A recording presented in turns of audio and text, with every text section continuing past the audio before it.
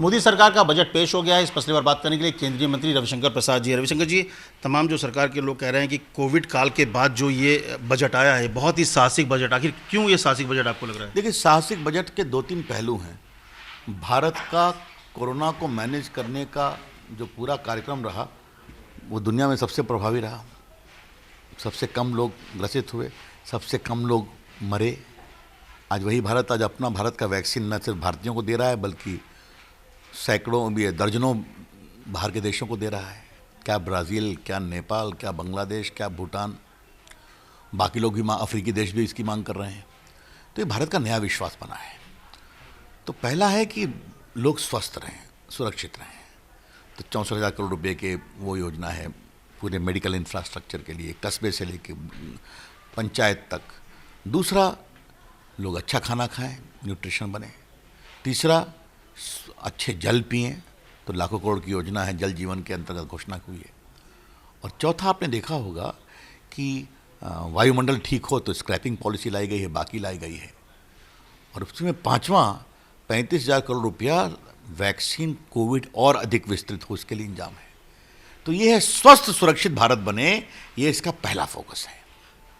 और दूसरा फोकस है भारत भविष्य की ओर भी आगे बढ़े। तो PLI स्कीम लाई गई, उसकी घोषणा हुई। इलेक्ट्रॉनिक विभाग देखते हुए मैं बताना चाहता हूँ कि इसमें बहुत बड़ा क्रांति हम लोग कर चुके हैं। कोरोना काल में ही दुनिया की हर टॉप कंपनी भारत आ गई है, जो आने वाले 5 वर्षों में 10 लाख करोड़ का मोबाइल बाहर भेजेगी और आपके 9 लाख लोगों को नौकरी देगी, 7 लाख करोड़ का एक्सपोर्ट करेगी। तो ये क्रांति इस तरह, आपने देखा होगा टेक्सटाइल के क्षेत्र में कितना बड़ा काम।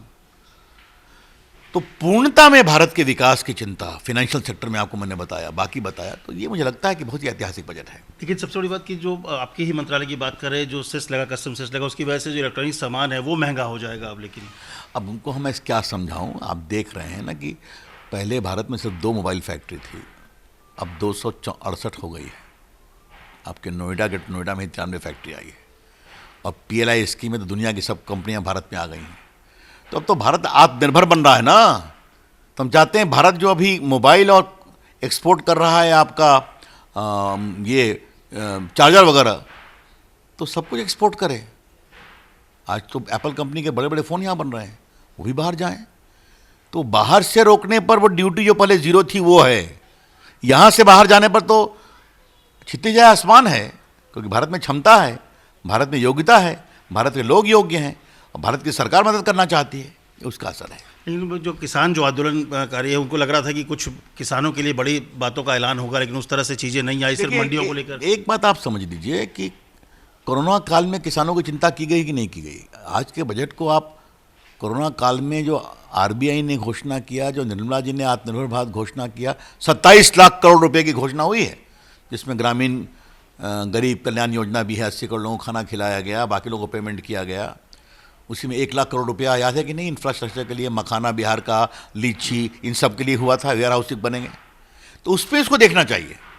और आज ही देखिए किसानों के स्वामित्व की बात है कि नहीं, 40,000 करोड़ रुपया ग्रामीण इंफ्रास्ट्रक्चर को मजबूत करने का प्रावधान आज हुआ है कि नहीं, एक मंडियों को और मजबूत करने के लिए व्यवस्था हुई है कि नहीं, 1,000 नए मार्केट जुड़े मंडी में, ये हुआ है कि नहीं। तो आज हाँ, drip irrigation, super minor irrigation, इस सब के लिए आपने देखा होगा कुछ 100 करोड़ों की जगह पर 10,000 करोड़ रुपये व्यवस्था की गई है।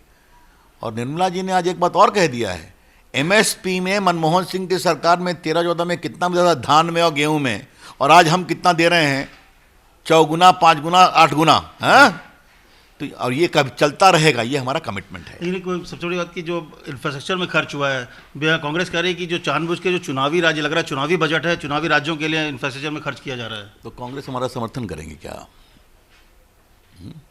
जो राहुल गांधी अपने एजेंडा में और मैनिफेस्टो में हमसे किसानों का जो बिल है उससे बढ़ चढ़ कर बना रहे थे शरद पवार जी, आज वो उसको सब भूल कर किसानों को उकसा रहे हैं।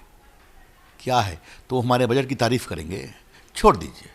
मैं उनसे यही कहूँगा, आइए सदन में बहस होगी, अपनी बात कहिए और हमारा जवाब सुनने को तैयार रहिए। आखिरी सवाल सर कि राहुल गांधी ने कहा कि जो आम जनता को पैसा लग रहा था कि हाथ में कुछ पैसे आएंगे, कैश पैसे आएंगे, उसके जगह सिर्फ जो कुछ घराने हैं वो मजबूत हो रहे हैं, क्योंकि आम आदमी को बड़ी उम्मीदें थी कि इसमें कुछ मिलेगा उनको। राहुल गांधी जी ने कुछ कहा था ना, मध्य प्रदेश में छत्तीसगढ़ में किसानों के हाथ में देंगे।